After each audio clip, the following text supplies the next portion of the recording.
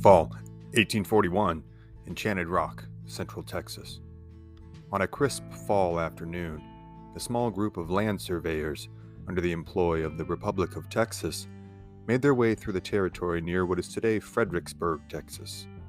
They have been sent out here, some 95 miles west of Austin, to survey and legally demarcate land grants and territorial claims.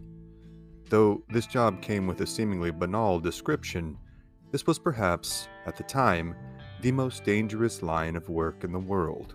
Not because the act of land surveillance was particularly hazardous, but because, in 1841, this was very possibly the most dangerous place on Earth. And it was so very dangerous because it was the territory of perhaps the most feared tribe on the continent. They called themselves the Namuro, which simply meant the people, a self-referential catch-all term that is not uncommon in tribal names.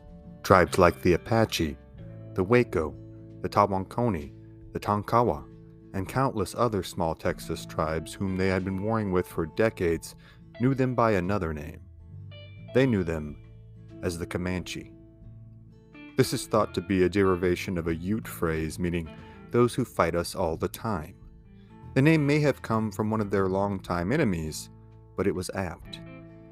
The Comanche had migrated down to the plains of Texas and Oklahoma after being unable to sustain their livelihoods as hunter-gatherers in the northern Rocky Mountains. They had been an offshoot of the Shoshone tribe, who for centuries had barely subsisted in the unforgiving environs of the Rockies' granite ranges and aspen forests, until they were finally forced out by stronger tribes. They suffered greatly as the perpetually downtrodden, and had only begun their ascent to martial prowess when they encountered the animal brought over by the Spanish in the 16th century, the horse. The Spanish had closely guarded the secrets of horsemanship and caretaking of the animals, knowing all too well the potential for disaster should their adversaries turned subjects ever be able to combat them from horseback en masse. But despite their precautionary efforts, after the decades of raiding from the surrounding tribes, the absconding of natives who have been trained in horsemanship and care in order to serve their Spanish overlords, and the inevitable cultural mixing that comes from proximity, a sizable number of their mounts, as well as a sizable amount of their institutional equine knowledge, had spread to the southern plains. Though the Apache had been the first to introduce the horse in any meaningful capacity to the Texas frontier, it would be the Comanche who, for reasons that have been often described as too ethereal to quantify, possessed an innate and undeniably palpable connection to the horse. Within a few decades of their exposure to the horse, they had not only mastered riding skills to rival most any horseman on the planet, but had completely transformed their way of life. Once, their days had been spent scouring the spare countryside in search of roots, berries, and scavengeable carcasses for salvageable protein. Now, they were a society of highly mobile and masterful hunters who existed almost entirely on the flesh of the buffalo that their new steeds enabled them to kill so readily. Where once they had been bereft of material wealth, they were now quite possibly the wealthiest tribe on the whole of the American continent in terms of horseflesh. And where once they had been the proverbial whipping boy of their neighbors, they had transformed into a fighting and raiding force whose mere mention would insert a pregnant, fearful pause in conversations from Denver saloons to the Capitol building in Mexico City. They had driven the Apache out of Texas, forestalled Spanish, French, English, Mexican, and American expansion for centuries, and wiped smaller tribes who had opposed them out entirely. Though the frontier had always been a brutal place, both pre- and post-European contact, the Comanche had been waging warfare of an intensity and scale that had rarely, if ever, been seen before. Comanche raiding entailed not only the taking of coup, nor, at least not initially, the adornment of its warriors in highly ceremonial dress. They had no formal stratification to their martial society, as nominal war chiefs were simply those who were able to marshal the most men for the raids that they proposed. Comanche warfare was simply a brutally violent, ruthlessly pragmatic affair. Until the latter half of the 19th century, Many Comanche warriors eschewed large feathered headdresses in favor of animal headcaps made from foxes, cranes, or buffalo. They were often simply painted pitch black, which they believed to be the color of death. Raids were often conducted during full moons, so much so that a full moon was known throughout the Texas frontier as a Comanche moon and was a much dreaded sight.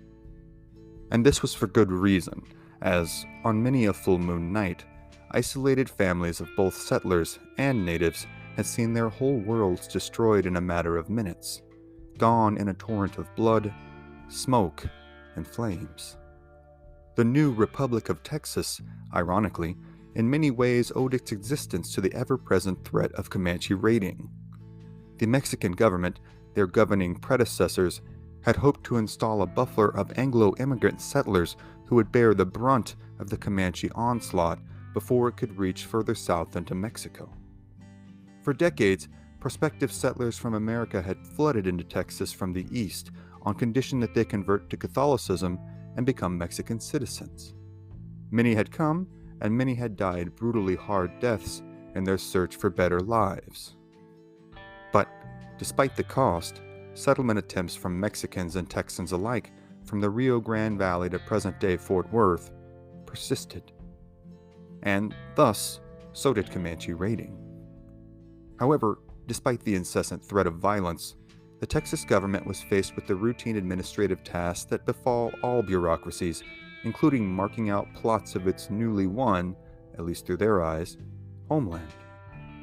And so, surveying parties of 15 to 20 men scattered out across the Texas Hill Country northwest of San Antonio and Austin. They would keep descriptive logs of the land they covered, survey prospective plots, and, hopefully, return to the capital in Austin to provide a clearer picture of Texas's newly won territories. However, any interlopers into the territory west of the major Texas settlements were likely always under the watchful eye of the true rulers of the land, the Comanche. The Comanche had observed the surveying parties from the start, knew that they were the means by which the white men in Austin were laying claim to their lands, and, accordingly, hated them with an unfettered passion. Surveying parties were targeted with especially harsh, unremittent attacks. The Comanche preference was to take them alive and reserve their most sadistic tortures for them. Yet still, they came. Young men from the backwoods of Virginia, Kentucky, Tennessee, Arkansas, and Alabama flooded into the state after the Texas Revolution. Many had just missed the bloodshed of the battles of Goliad, the Alamo, and San Jacinto, and were now thirsting for a fight. For many, the dangers of being part of a surveyor team presented an enticing employment option. Such was the case for this party of young Texians, here in the shadow of the limestone monolith that is Enchanted Rock. For time immemorial, Enchanted Rock had been considered sacred by the tribes in the area. It was said to be the home of discontented spirits, from slain warriors to shamed chiefs. It was said that the native tribes practiced sacrifices at its base, and it was well known that any incursion into the territory surrounding Enchanted Rock would be met with the utmost of hostilities. However, the ever-present threat of violent, painful ends were not enough to dissuade this group of combat-hungry 20-somethings who had come to Texas for the express purpose of tempting such a fate. For all their bluster and bravado, though, these newly minted Texans were no fools. This party of 15 to 20 surveyors were among the most well-armed men on the planet at the time. Many of them carried the .36 caliber Colt Patterson revolver. Considered by many firearm collectors to be a seminal pistol in Old West history, it had been patented by Samuel Colt in 1836 and produced in Paterson, New Jersey, hence the name Colt Patterson. It had been originally calibered in a .28 caliber pistol, but had been changed to a .36 caliber in 1837. It held 5 shots as opposed to today's usual 6, and was loaded by detaching the cylinder, manually loading the cartridges, and then reassembling to fire. This meant that a combatant would have to preload several 5-shot cylinders and would be relegated to relatively cumbersome reloading processes in comparison to later models. The weapon weighed in at 2 pounds 12 ounces with a 9-inch barrel. This made it a very large, very loud, and, understandably, terrifying weapon to enemy combatants. With an effective range of roughly 65 yards, it was well suited to the horseback, high-speed, up-close fighting that was the new norm on the Texas frontier. For longer-range endeavors, many of the Texans were armed with the .42 caliber Edwin Wesson percussion cap rifles. In short, these are single-shot rifles that use small copper caps filled with mercuric fulminate as the ignition source to fire their projectiles. The small copper cap is placed on a plug under the hammer of the rifle, and when the hammer is released, the percussion ignites the mercuric fulminate, causing it to fire.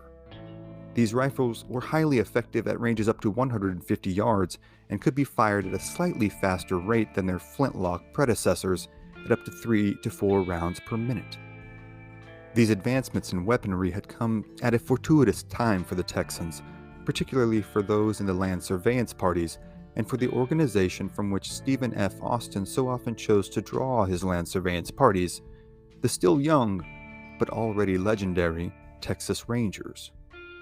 It had been Stephen F. Austin himself, the legendary Texas statesman, whom the state capital is named after, who had fostered the original concept for the predecessors of the Rangers in the 1830s, the Texas Mounted Rifles. Born largely of necessity, the mounted rifles patrolled the ranges of the Texas frontier, presented the only available organized resistance against the Mexican governmental harassment, banditry, and Comanche raiding.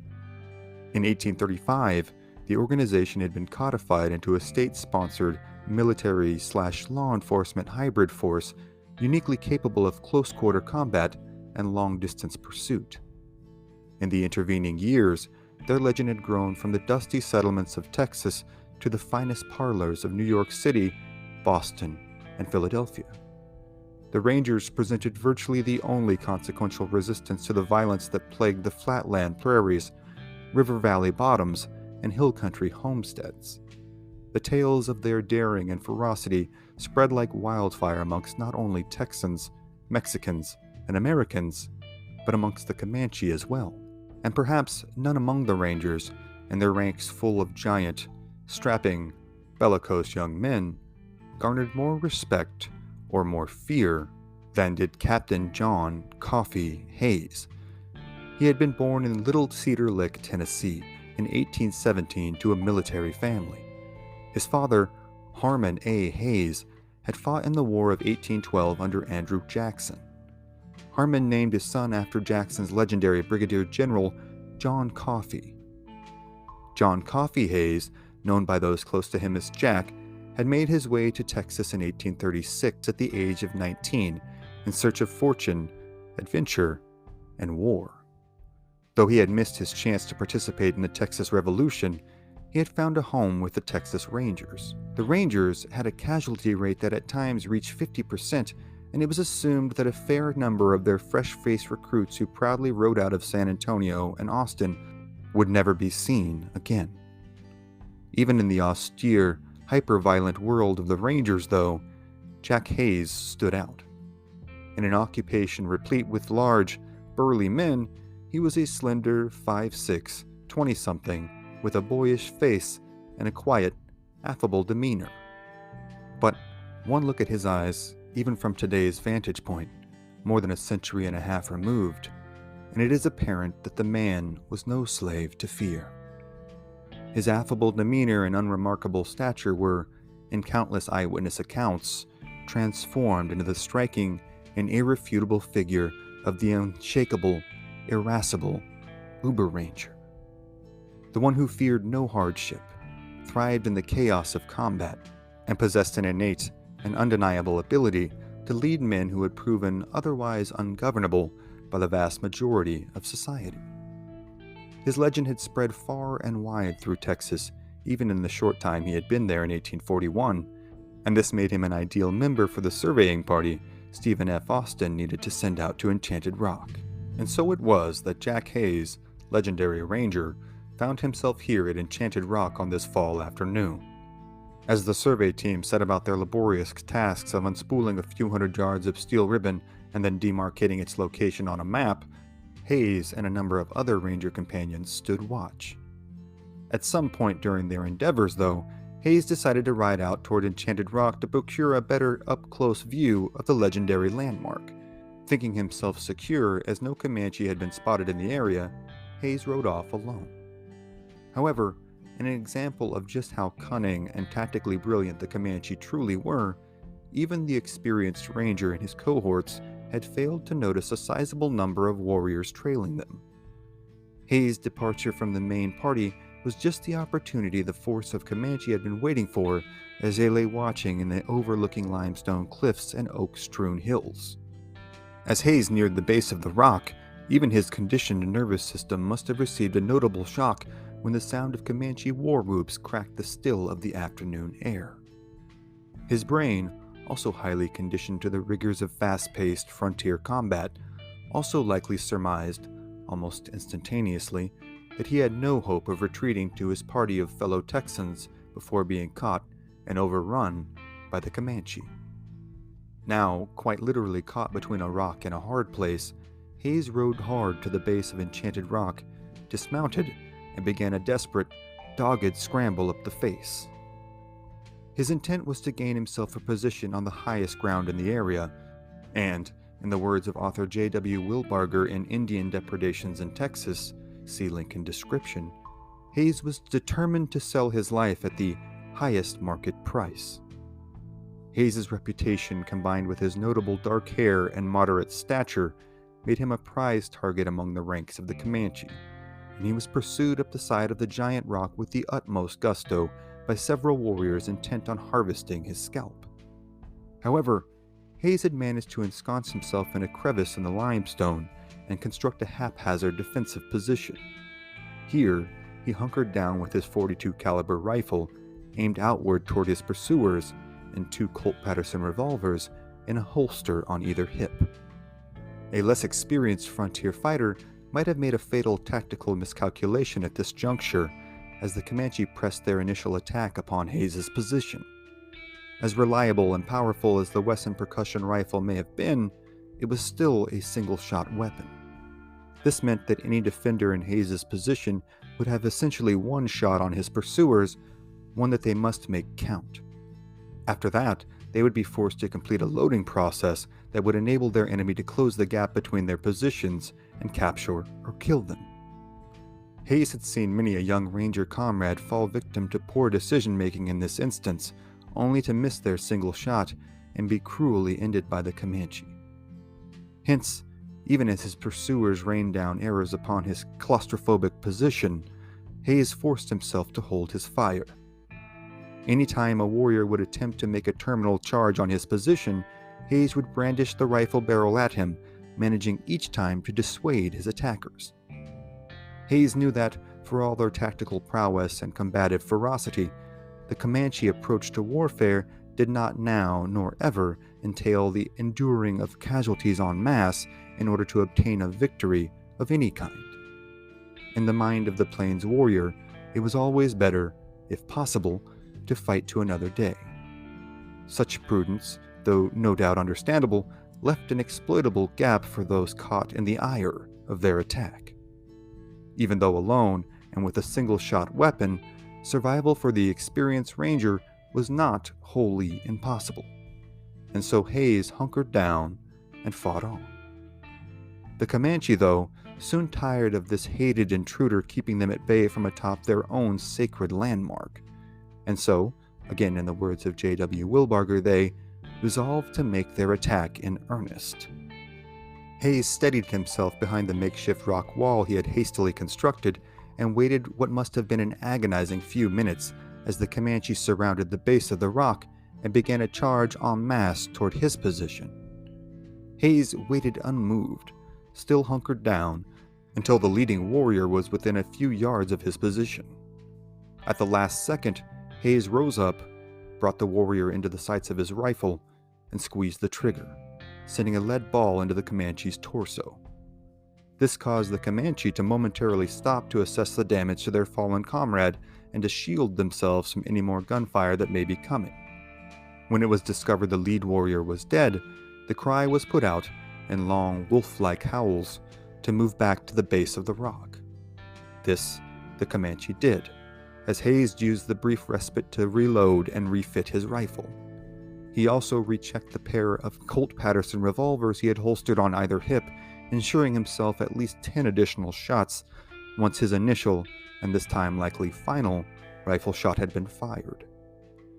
In short order, the Comanche contingent made another, even more vociferous attack upon Hayes' position. The Comanche war cries flooded the air with high-pitched, blood-curdling screeches that would have shaken almost any Texan to their core. But not Jack Hayes. Hayes again coolly received the charge until the Comanches were within range, once again popping up from his position to the last second. Only this time, sensing this to be his proverbial last hurrah, Hayes pulled his revolvers and emptied the entirety of one's 5-shot cylinder into the Comanche surrounding him. This, again, begat another Comanche retreat. As Hayes again hunkered down and began hurriedly reloading for what he assumed was an inevitable third Comanche assault, he heard what must have been the very welcome sound of his comrades firing their weapons and making their way towards Enchanted Rock. They had been fighting an even larger body of Comanche during Hayes' tete-a-tete with the Comanche, and had only discovered his position when they heard the shots of his rifle and revolvers coming from high up on Enchanted Rock. Seeing this much larger force of Texans advancing, the Comanche force surrounding Enchanted Rock took their wounded and withdrew into the canyons and sagebrush of the hill country, leaving their dead for the vultures and Texans. Hayes and his cohorts reunited at the base of the rock and, under an undoubtedly more vigilant watch, continued their work until the next day. Hayes would go on to carry out countless more adventures, from leading the Rangers in the Mexican-American War to chasing down Comanche raiders. His legend among the Comanche would grow to such an extent that they bestowed upon him the begrudgingly respectful nicknames of Captain Jack, pronounced Captain Yak, and Bravo Too Much or Brave Too Much. In a culture like the Comanche, where courage and martial prowess were the ultimate in masculine virtues, even an avowed enemy like Jack Hayes was due his wages in reverence. Hayes would go on to marry Susan Calvert, daughter of a wealthy local hotel owner in Seguin, Texas, in 1847. In 1849, the young couple moved to California, along with millions of other Americans, in hopes of capitalizing on the new state's gold rush. Though he did not strike it rich in gold, Hayes would go on to become a successful rancher and businessman, and was elected sheriff of San Francisco in 1850. In 1853, not long after Hayes' first son, John Caperton Hayes, had been born in California, a peculiar package arrived in the mail for the new father. Inside the parcel was a small golden spoon, sent as a gift by the legendary Comanche chief, Buffalo Hump. The spoon came with a small engraving on the handle that read, Buffalo Hump Jr. Such was the level of respect Hayes had earned even amongst his longtime enemy. Hayes would pass away in 1883 at the age of 66 and is buried at the Mountain View Cemetery in Oakland, California.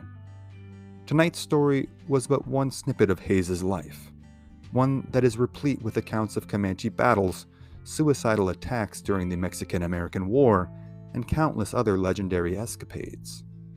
But for tonight, those are other stories for other times. But what did you think? Was Hayes a heroic explorer or a hubristic intruder? Were the Comanche justified in inflicting violence of such intensity at such a scale? How does one explain the friendship between Hayes and Buffalo Hump, two longtime mortal enemies, through today's understanding? Let us know what you think in the comments below. Don't forget to click like, share, subscribe, and we'll see you next time here on History at the OK Corral, History Too Real for the Western.